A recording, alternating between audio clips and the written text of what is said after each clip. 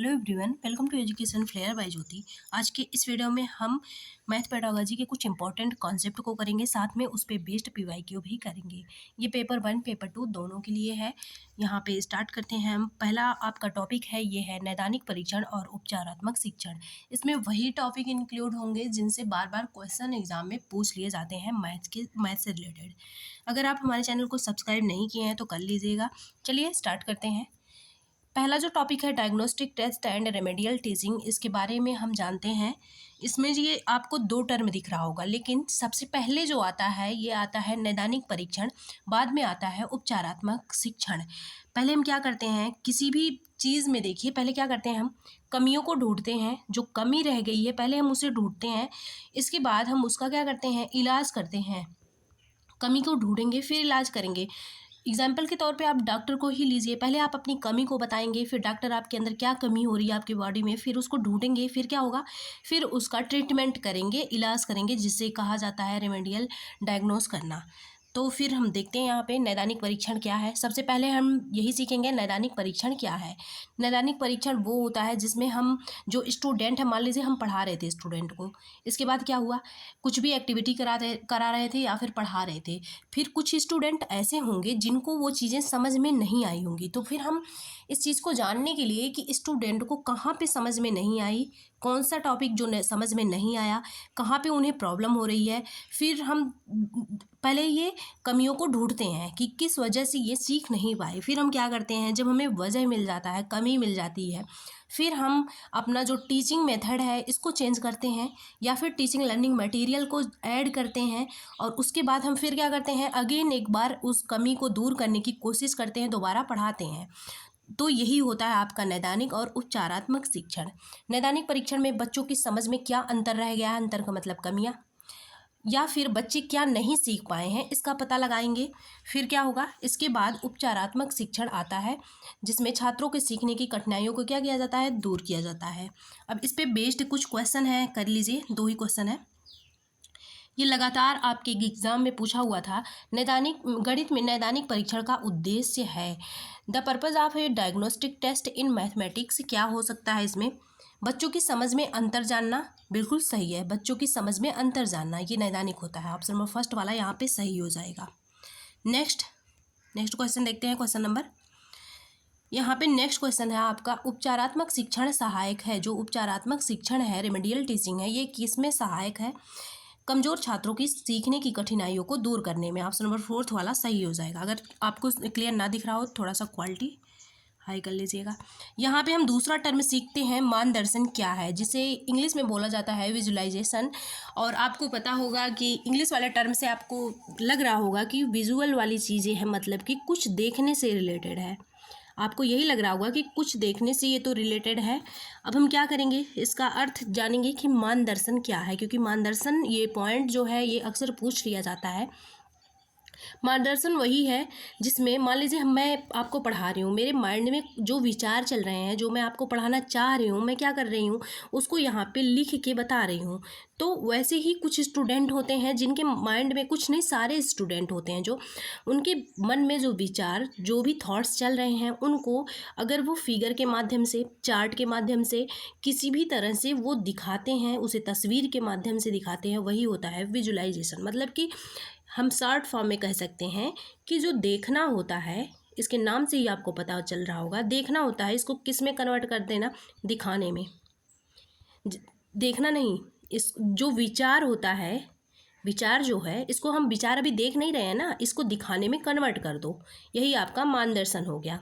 विचार को दिखाने में कन्वर्ट कर दो, मानदर्शन हो गया। किसी समस्या अथवा तथ्य को दिमाग में तस्वीर की तरह बनाना, यही क्या होता है, मानदर्शन होता है। इसमें किसी चीज़ को मानसिक रूप से देखने या समझने में मदद मिलती है। अब यहाँ पे किस रूप से वो देखने और समझने की जो बात हो रही थी, वो मानसिक रूप से हो रही थी, मानसिक रूप से हो रही थी।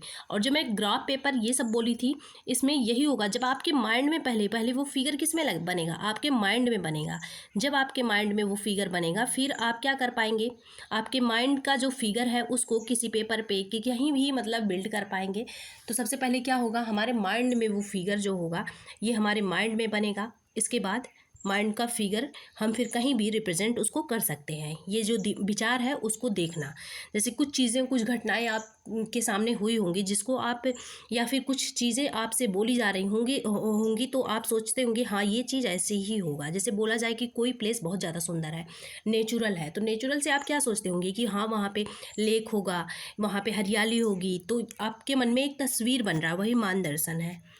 अब एक क्वेश्चन है आपका, निम्नलिखित में से कौन सी एक गणितीय प्रक्रिया नहीं है? Which one of the following is not a mathematical process? Mathematical process इसमें से क्या नहीं है? मार्गदर्शन है, इसी वजह से मैं मार्गदर्शन बताई थी आपको। यहाँ पे मेमोराइजेशन जो है ऑप्शन नंबर सेकंड वाला ये सही हो जाएगा, रटना नहीं है। आकलन ये तो है, एस्टिमेट करना, असेसमेंट करना, मापन भी है, मेजरमेंट भी है। फिर अब कुछ बुक्स हैं इंपॉर्टेंट, इनको देख लीजिए। आर्यभट्ट का ये बुक है, ये जिससे क्वेश्चन बनता है आर्यभट्ट ही पूछ लिया जाता है। इसका नाम नहीं पूछा जाता क्योंकि सबको पता है कि जो आर्यभट्ट ही है ये आर्यभट्ट का ही होगा। इसमें ये पूछा जाता है कि आर्यभट्ट ही जो है इसमें कितने श्लोक हैं, तो इसमें टोटल 123 श्लोक हैं। और ये रिलेटेड किससे हैं? घनमूल है, त्रिकोण है, वर्गमूल है, जो समांतर श्रेणी, ये सारी श्रेणियों में नंबर्स होते हैं वो सब उसमें इंक्लूड है। अब इम्पॉर्टेंट आपके ये भास्कराचार्य हैं। भास्कराचार्य जो हैं ये, इनकी जो बुक है इम्पॉर्टेंट, लीलावती, इससे क्वेश्चन बनता है। मिताक्षरा से बनता है, बीज गणित से बनता है, सिद्धांत शिरोमणि, ये सारी बुकें आप याद रखिएगा, ये सबसे ज़्यादा इम्पॉर्टेंट है। यहाँ पे श्लोक इम्पॉर्टेंट है कि कितने श्लोक क्या हैं। और भास्कराचार्य हैं एक, और भास्कराचार्य फर्स्ट जिसे बोला जाता है ये, और साथ में आपके आर्यभट्ट जो हैं इनका नाम किस में आता है, इससे भी क्वेश्चन बनता है। ये दोनों गणितीय खगोल विज्ञान का भी इनमें इनका रोल है, उसमें गणितीय खगोल विज्ञान। अगर आपसे क्वेश्चन बने कि जो गणितीय खगोल विज्ञान होता है इससे कौन से वैज्ञानिक संबंधित है, तो आप क्या लगाएंगे? Bhaskaracharya first plus Aryabhatta. Next देखते हैं रामानुजन वृत्त विधि। ये सिर्फ रामानुजन नहीं है लेकिन मेन रामानुजन है, साथ में हार्डी भी मिले हुए हैं। वृत्त विधि इन्होंने दिया है। वराहमिहिर जो है ये बृहत संहिता, ये भी इम्पॉर्टेंट है। नेक्स्ट अब हम देखेंगे कुछ इंस्ट्रूमेंट टूल्स को देखेंगे कि इनके माध्यम से हम क्या क्या करते हैं मैथ में। चलिए सबसे पहले हम देखते हैं important mathematical tools to learn mathematics. ये दशमलव की अवधारणा, दशमलव की अगर डेसिमल कॉन्सेप्ट आपको सिखाना हो किसी बच्चे को तो सबसे ज़्यादा महत्वपूर्ण इसमें क्या होगा, आपके ऑप्शन में पूछ लिया जाता है कि दशमलव की अवधारणा को सिखाने के लिए क्या महत्वपूर्ण है। ग्राफ पेपर महत्वपूर्ण है। ग्राफ पेपर में आप देखते होंगे बहुत पॉइंट रहता है, हम उसमें दिखा सकते हैं कि 1.2 है, ये ग्राफ पेपर इंपॉर्टेंट है। स्थानीय मान चार्ट इंपॉर्टेंट है। अंतराल मॉडल इंपॉर्टेंट है। संख्या रेखाएं वही होती हैं जहाँ पे जीरो इधर माइनस की तरफ इधर प्लस की तरफ, इसमें पॉइंट वाला भी हम मेंशन कर सकते हैं। दशमलव मान छात्रवृत्ति, इतने नाम आप याद रखिएगा। फिर है डाइस ब्लॉक, ये क्या होता है? ये एक रंगीन लकड़ी का बना हुआ होता है और इससे स्थानीय मान जो प्लेस वैल्यू होता है इसकी अवधारणा को हम सीखते हैं। साथ में जोड़ना घटाना, गिनती के जो भी प्रोसेस होते हैं, जोड़ना घटाना भाग देना, ये सब भी हम सीखते हैं, कैलकुलेशन। फिर है टेलर का गिनतारा। जो टेलर का गिनतारा होगा, ये टेलर क्यों बोला गया है? क्योंकि ये शेप से रिलेटेड है, शेप से रिलेटेड है। जिसमें आकार की गणना करनी हो तो हम उसे कहाँ पे यूज़ करेंगे? टेलर के गिनतारा के माध्यम से हम सीखेंगे आकार की गणना करना। साथ में जोड़ने घटाने में भी यूज़ होता है, ये टेलर जोड़ते घटाते भी तो हैं। यह अंधों के लिए ज़्यादा उपयुक्त होता है। जब दृष्टिबाधित की बात हो तो टेलर का गिनतारा, साथ में आकार की गणना करनी हो तो टेलर का गिनतारा जो होता है ये यूज़ होता है। फिर है संख्या चार्ट, फोर्थ वाला आपका संख्या चार्ट। ये जो संख्या चार्ट है इसका उपयोग संख्या की समझ को, इसकी अगर कॉन्सेप्ट सिखानी हो हमें तो संख्या चार्ट का उपयोग करते हैं। अब संख्या की समझ क्या है? जैसे कि संख्याएं कई प्रकार की होती हैं, परिमेय संख्याएं, अपरिमेय संख्याएं, भाज्य संख्याएं, अभाज्य संख्याएं, सम है, विषम है, सारी जो संख्याएं हैं ये संख्या चार्ट से सीखी जाती हैं। अब कुछ न्यूमेरिकल के पॉइंट्स भी कुछ देख लेते हैं क्योंकि केवल पेडागोजी से तो 30/30 नहीं ला सकते हम, इसलिए एक दो पॉइंट इसमें न्यूमेरिकल के भी होंगे अब हर क्लास में। ओके, और जो PYQ कराती हूँ, एक दिन PYQ चलेगा, फिर कॉन्सेप्ट भी बताऊँगी। जो PYQ कराती हूँ वो मोस्ट इम्पॉर्टेंट होता है, आपसे भी उसको देखा करिए क्योंकि उसमें भी मैं कॉन्सेप्ट साथ में बताती हूँ। कुछ चीज़ें ऐसी होती हैं जो यहाँ पे मैं PDF में नहीं ला पाती हूँ, लेकिन वहाँ पे जो क्वेश्चन में सारा सब कुछ छपा रहता है तो वहाँ पे मैं आपको बता देती हूँ अच्छे से। ये सम न्यूमेरिकल पॉइंट्स हैं जिनको जानना जरूरी है। इस पे पेस्ट क्वेश्चन बना हुआ है, अभी आप इसको पढ़िए। 1 मिलियन में कितना होता है? 10 लाख होता है। अगर 1 मिलियन में कितना हुआ? 10 लाख। मान लीजिए जिन स्टूडेंट को कन्वर्ट ना करना आता हो, 1 मिलियन में 10 लाख हुआ। अगर हमें ये बोला जाए कि ये जो इधर है, अगर 10 मिलियन में पूछ लिया जाए तो क्या करना होगा? तो 1 मिलियन है ही, 10 कैसे बनेगा? हम 10 से जब गुणा करेंगे तो हम इधर अगर 10 से गुणा करेंगे, अगर इधर हम 10 से गुणा करेंगे तो इधर भी तो हमें करना पड़ेगा। तो 10 मिलियन बराबर कितना हो जाएगा? 10 million is equal to 100 lakh हो जाएगा आपका। 100, क्योंकि यहाँ पे 10 गुणे 10 करेंगे तो 100 आएगा। ऐसे ही हम कितने का भी निकाल सकते हैं। अगर हमें 10 मिलियन का मिल गया, अगर हमें 100 मिलियन का निकालना हो तो हम क्या करते? यहाँ पे 100 से मल्टीप्लाई करते। जैसे मान लीजिए यहाँ पे बता देती हूँ, 10 मिलियन कितना हो गया? 10। इसीलिए मैं इसको थोड़ा सा तोड़ के बताई हूँ ताकि आप एक कन्वर्ट कर पाएँ, जिनकी मैथ वीक है उनके लिए। 100 मिलियन में अगर पूछा जाए तो आपको पता होना चाहिए कि 1 मिलियन में 10 लाख होता है। इसी से आप सब कुछ बनाएंगे, चाहे 100 पूछा जाए, चाहे 1000 मिलियन पूछा जाए, सारा इसी से निकाल पाएंगे आप। 1 मिलियन में 10 लाख होता है।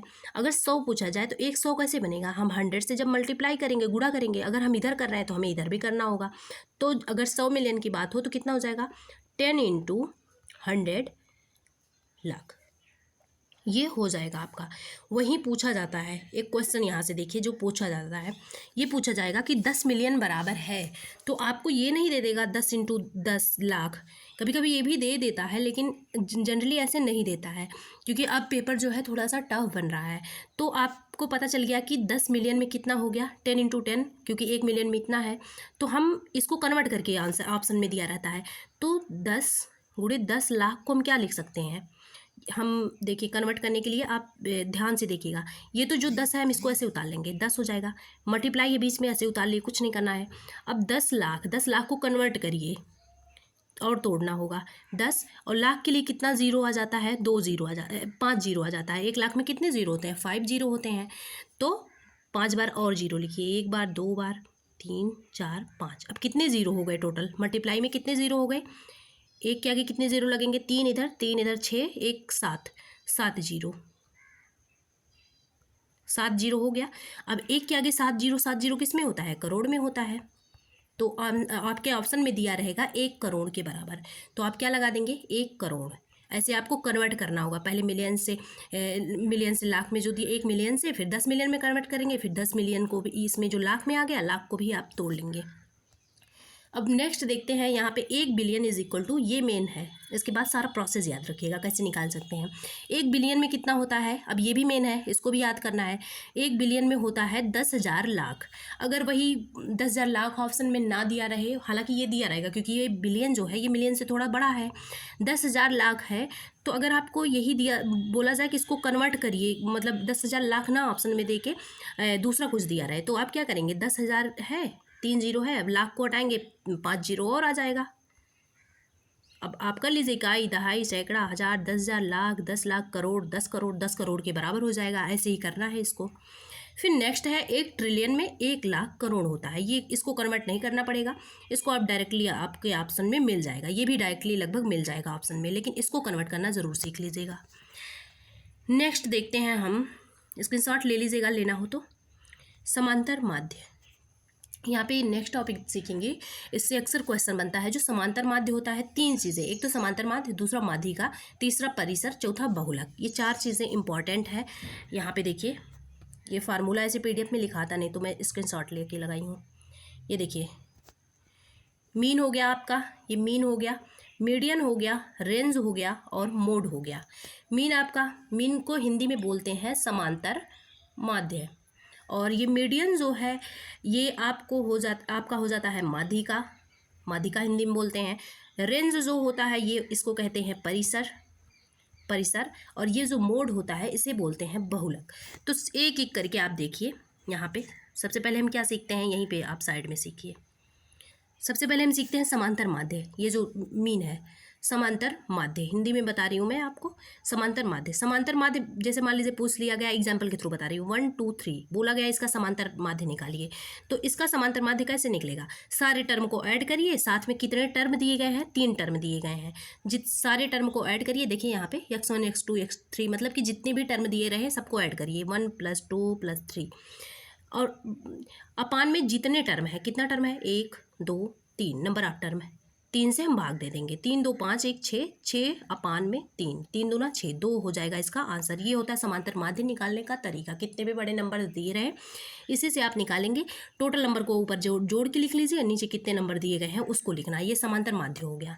अब देखिए मीडियन अगर पूछा जाए, माध्यिका पूछी जाए, तो माध्यिका क्या होता है, जैसे कि पूछा गया 1 2 3 का माध्यिका बताइए। अब तो क्या करेंगे, यहाँ पे कम टर्म, मान लीजिए 4 5 तक ले ली मैं, यहाँ पे कितने दिए गए हैं, 5 टर्म टोटल दिए गए हैं। अब मैं 2 इधर से काटूंगी, 2 इधर से काटूंगी, आपको बीच वाला छोड़ना है, बाकी सबको काट देना है। लेकिन जितना इधर से काटेंगे उतना ही उधर से भी काटेंगे। शॉर्ट तरीका मैं बता रही हूँ आपको, क्योंकि ये नहीं तो फार्मूला है ही। तो फिर क्या होगा, बीच में एक बच जा रहा है, तो इसकी माध्यिका कितनी हो जाएगी, 3 हो जाएगी। ये एक तरीका होता है। दूसरा मान लीजिए कि 1 2 3 4 5 6 दे दिया। इसमें जब विषम नंबर में होते हैं तो कट जाता है और बीच में एक बच जाता है। यहाँ से 3 काट दिए, यहाँ से 3 3 नहीं कटेगा, 2 2 कटेगा। यहाँ से 2 काट दिए ये वाला, और इधर से 2 हम काट दिए ये वाला। बीच में आपका कितना बच गया, 3 और 4 दोनों बच गया, तो 3 + 4/2 ऐसे भी कर सकते हैं आप। ये भी एक तरीका होता है। और देखिए यहाँ पे फार्मूला होता है। फार्मूला क्या है, अगर आपको क्या दिया रहे, विषम नंबर दिया रहे, ऑड नंबर किसका होता है, जैसे कि 1 2 3, ये नंबर नहीं ऑड, कितनी संख्या में दिया गया है, ये 3, कितने अंक दिए गए हैं, 3 अंक दिए गए हैं, मतलब कि 3 अंक दिए गए हैं। 3 क्या है, ये ऑड है, ऑड संख्या में दिया गया रहे, विषम संख्या में। तो आपका फार्मूला क्या लग जाएगा, तो यहाँ पे अगर आपको माध्यिका निकालना हो तो इस नंबर से कोई मतलब नहीं, बस कितने नंबर दिए गए हैं, वो ऑड है या इवन है, इससे मतलब होता है। अब आपका हो जाता फार्मूला, ये एक्स से नहीं मतलब है, ये फार्मूला हो जाएगा n + 1/2, मतलब कि 3 + 1/2, 4/2, मतलब कि इसका कितना हो जाएगा, 2 हो जाएगा।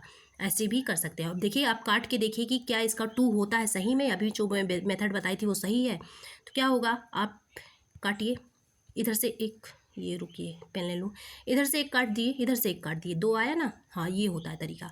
अब देखिए ये तो ऑड दिया गया था, तब आप डायरेक्ट कर सकते हैं। अगर इवन नंबर दे दिया जाए तो क्या होगा, 1 2 3 4 तक ले लेती हूँ, इवन नंबर हो गया ना, अब 4 टर्म हो गए, 4 इवन नंबर है, तो इवन नंबर ले ली। अब इस वाले फार्मूले में हम रखते हैं, इस वाले फार्मूले में। अब क्या होता है, ये यक्स जहाँ पे है काट दीजिएगा, यक्स नहीं होता है यहाँ पे, बस यही होता है, n + 1/2 होता है एक तो, और दूसरा होता है n/2 + n/2 + 1/2 पूरे का, ये होता है। अब 4 यहाँ पे दिए गए हैं, अब हमें टोटल नंबर कितना दिया गया है, 4।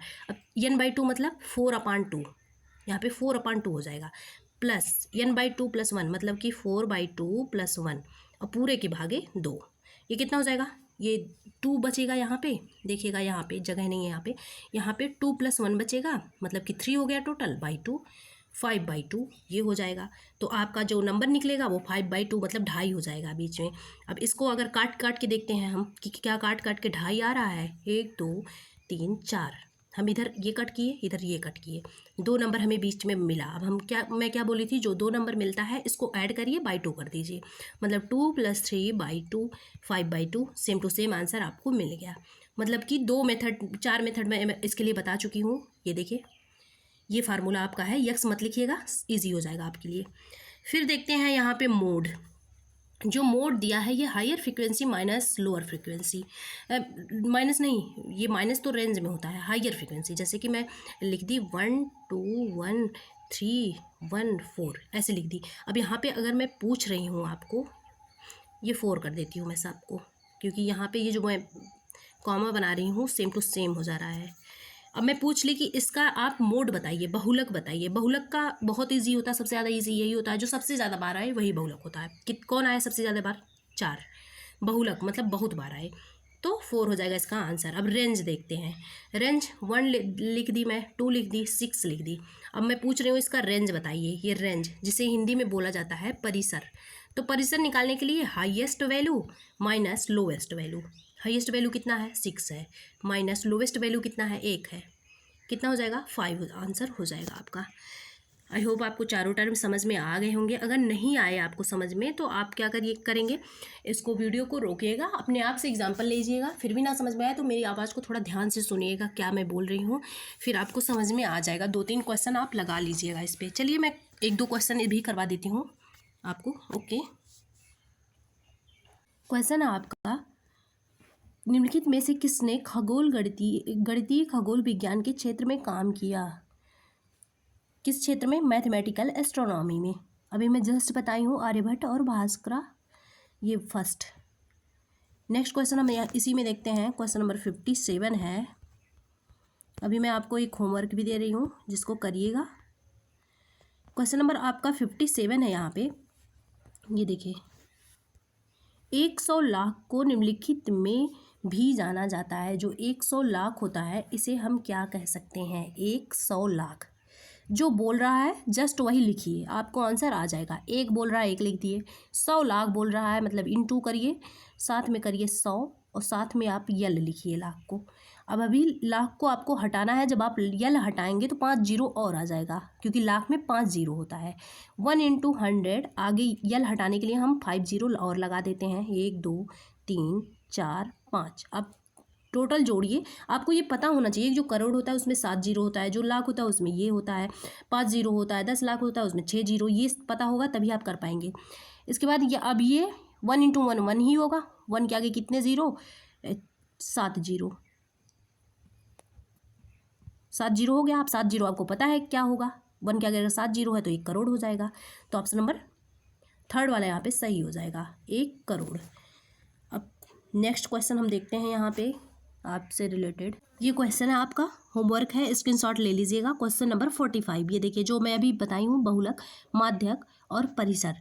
इसी का क्या निकालना है? माध्य निकालना। जैसे मैं अलग अलग निकाली थी ना कि बहुलक कैसे निकालते हैं एग्जाम्पल के थ्रू, फिर माध्यक कैसे निकालते हैं, माध्यक को ही माध्यिका बोला जाता है, और परिसर कैसे निकालते हैं, ये तीनों आप इस नंबर का निकालेंगे और इसके बाद सबका माध्य निकाल देंगे। 3 टर्म दिए गए हैं, इनका जब तीनों मान निकल जाएंगे तो तीनों को जब आप ऐड करेंगे माध्य निकालने, समांतर माध्य निकालने के लिए बाई 3 कर देंगे तो आ जाएगा।